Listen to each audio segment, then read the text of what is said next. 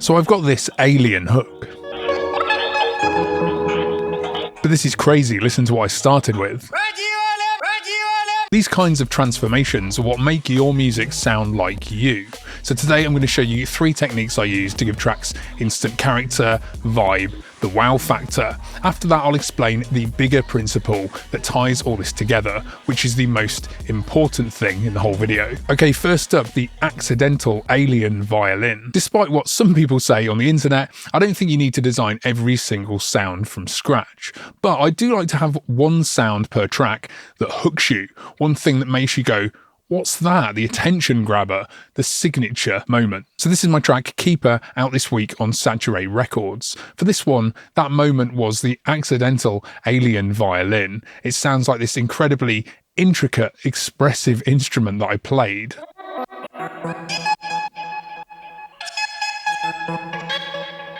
But this is why I love sampling so much, because this is actually a vocal chant straight from one of the most popular sample packs out there. All I did was pitch it up an octave.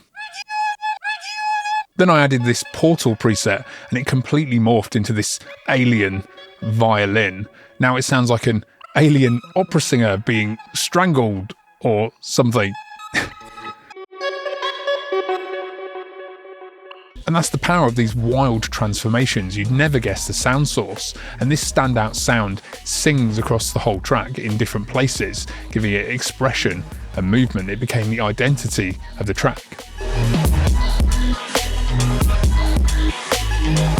And for more on the underlying concepts of finishing music, don't forget to sign up to my free weekly newsletter, link below.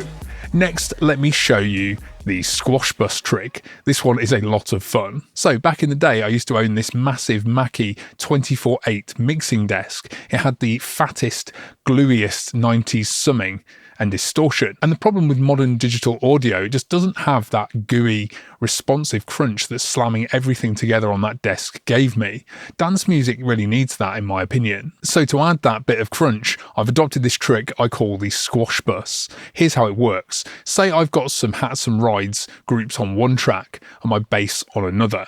I take the bass signal in parallel, route it into the cymbal track, and I use it to trigger distortion only when the bass hits. This only works when you've got sparse bass notes with space between them, because that contrast between the oppression and the release is the whole point. And I've built a rack to do this. It's quite a lot of spaghetti junction routing, so let's untangle this. This is loaded on my ride bus. There are 2 parallel chains. This sub chain is just piping in the sub bass from the mix into the rack. I'm using the compressor with sidechain listen on to bring that signal in, and then I'm low passing to isolate only the very lows. So now I've got that sub signal coming in plus the dry rides, and both signals are combining and feeding into this saturator. So this is where the sub bass triggers distortion on the rides. And if I take these EQs off, it obviously sounds way too bassy and distorted. So after, I'm using EQ to cut out all the lows to make space for the actual bass in the mix. And here's what it sounds like in the track.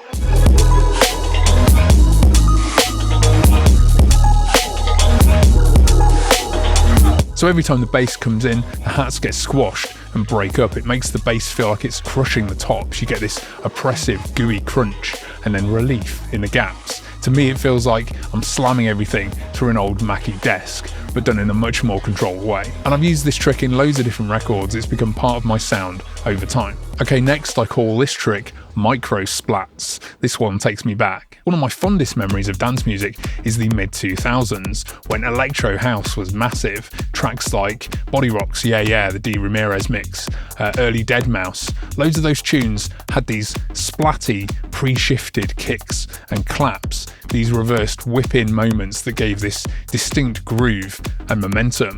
It went out of fashion for a bit, but every now and then you hear it used really well in a modern track, and on some tunes, it just works. So this is Device's the B-side to Keeper. Quick disclaimer, I work for Cable Guys, but this is my own channel. It's not a sponsored video. I'm just showing the plugins that I use in my actual music. So on the kick and clap, I've got Snapback adding these micro splat layers.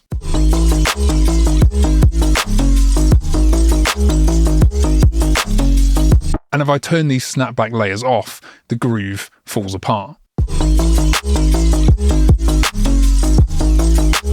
And then I've got heavy sidechaining on everything else to really let those snapback layers snap and splat through the mix. You can really hear the electro house influence seeping through.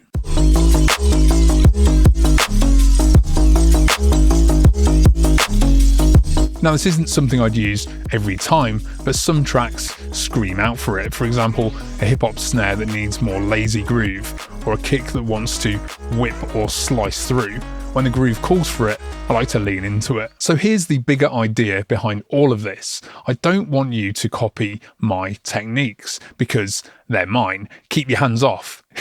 Just kidding, because this is about finding your own techniques, and here's how to do that. Find tricks and solutions to problems that you carry over, like threads running through your work, like how I use the squash bus across different tracks. Find your own way of solving a problem, and then that solution becomes part of your sound over time. Other techniques are unique to one song, like the alien violin or the micro splats. They bring that specific track to life in its own way. So if a track needs it, spend a disproportionate amount of time finding or making that one sound that sings and stands out because it carries the entire track. And just like my electro house inspiration, draw from pieces of your musical history and experience to give you your sound, because no one else can combine the same tastes as you. And by the way, I'm not claiming to have cracked some code here, but hopefully this helps you connect with whatever resonates with you and find your own signature techniques. For more free tips on making and finishing tracks, sign up to my newsletter at the link below. And if you want a way to arrange tracks organically without copying or without using templates, go and watch this video next.